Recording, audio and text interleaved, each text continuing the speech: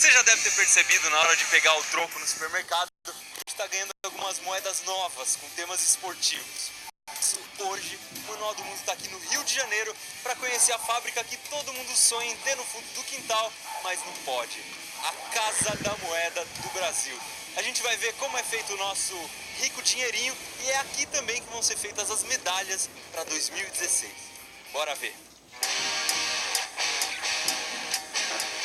A Casa da Moeda tem mais de 300 anos e fica em um complexo industrial na zona oeste do Rio de Janeiro. A empresa tem 3 fábricas. Uma gráfica que faz passaportes, selos e outros produtos, uma fábrica de moedas e uma de cédulas. E é nessa que a gente vai primeiro. Esse aqui é o papel que chega na Casa da Moeda. Já não é um papel comum, papel todo preparado. Se você olhasse uma folha dessa contra a luz, você já conseguiria ver as marcas d'água, que são aquelas partes mais finas e mais grossas do papel que formam uma impressão. Esse monte de papel, que já vem colorido e com fio magnético, vai para uma impressora offset, que funciona de um jeito parecido com uma impressora de revista. Mas uma gráfica comum costuma criar imagens usando só 4 cores. Aqui, as notas chegam a ter 27 cores diferentes e a impressão acontece dos 2 lados do papel ao mesmo tempo. É nessas máquinas que são colocadas no papel as tintas invisíveis, que só aparecem com luz ultravioleta e aquelas microimpressões que a gente só consegue entender usando uma lupa.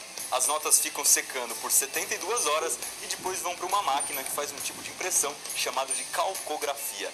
É ela que coloca a tinta em alto relevo, ou seja, a tinta fica bem grossa no papel e você consegue perceber quando passa a mão. Numa nota falsa, o falsário ele não consegue fazer esse relevo da impressão calcográfica, né? Então, para se identificar uma cédula, é imprescindível, né, que tenha esse alto relevo. Não tendo alto relevo, pode-se dizer essa cédula certamente é falsa. Quando termina a impressão, as cédulas vão para uma checagem visual. É um time de mulheres bem preparadas que conseguem enxergar defeitos de impressão muito pequenininhos.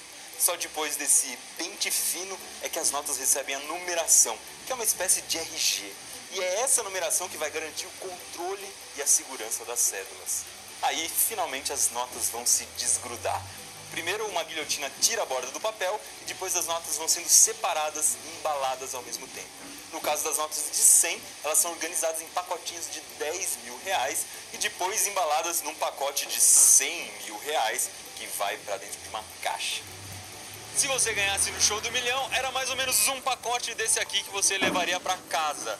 Isso aqui tem 1.600.000 reais em cédulas de 100 reais. Já estão todas numeradas, empacotadas, prontinhas para serem mandadas para o Banco Central. A gente acabou de ver como são feitas as cédulas, bora ver como são feitas as moedas.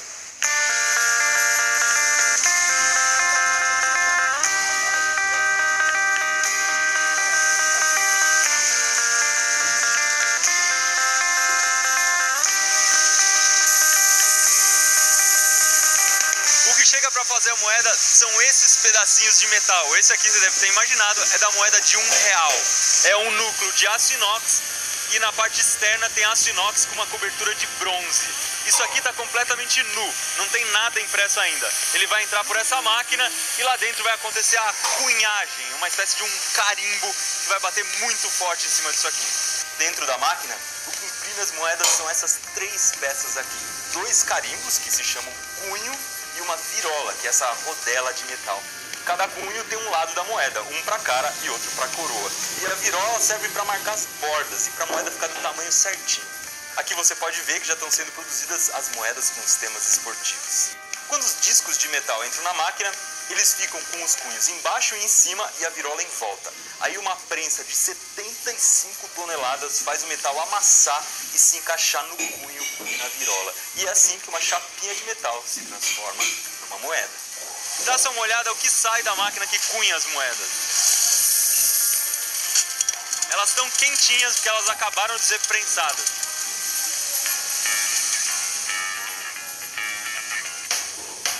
Impede de uma pessoa pegar um pedaço de metal e fazer uma moeda em casa? Por que é difícil de falsificar? O que garante que ninguém vai falsificar uma moeda? Primeiro, esse produto, a moeda brasileira, ela é rica em detalhes. Para você fabricar um matrizeiro com a complexidade que fica bem difícil de se reproduzir. Precisa de maquinários extremamente caros, né, que é onde desestimula o investimento do falsificador.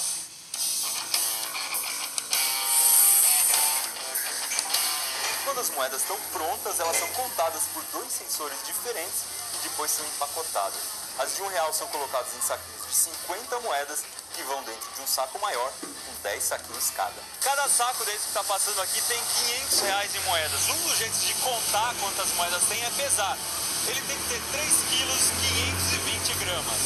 E é essa máquina que faz isso. Então o que eu vou fazer é tentar sabotar um saco colocando algumas moedas a mais. Olha, ele está passando aqui. Vou botar 50 moedas a mais, vamos ver o que vai acontecer.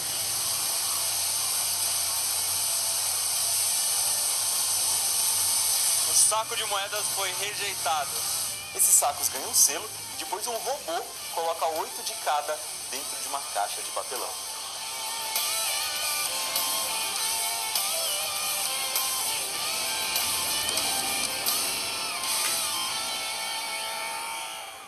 Eu estou sentado aqui no produto final da cunhagem de moedas. Esse pallet, os pallets de moedas de R$1 tem 128 mil moedas de R$1 que vão para o Banco Central.